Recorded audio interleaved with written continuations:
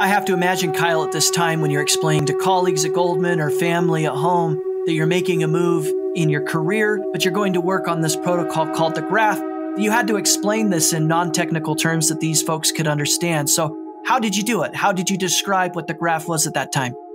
That's always a tough one. I think the Google of blockchains helps because Google is a very easily recognized name.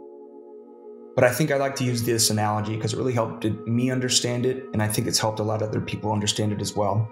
So imagine going into a massive home improvement store like a Home Depot or Lowe's in America or Homebase in Europe or around the world.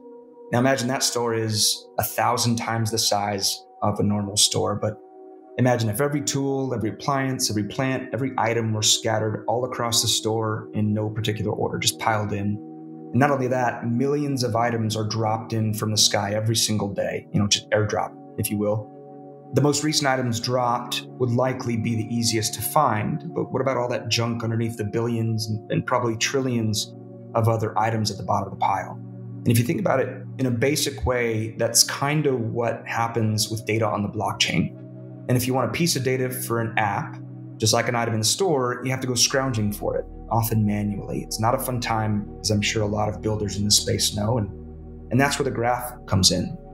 The graph is indexing and allowing queries for all existing on-chain public data. It's pretty incredible what the protocol does. And then people ask what the different participants do, and I kind of explain it as subgraphs are the individual sections. Let's say a screw section. So you build a screw subgraph, and that subgraph goes around that massive 1000x home improvement store and gathers only the screws and organizes it.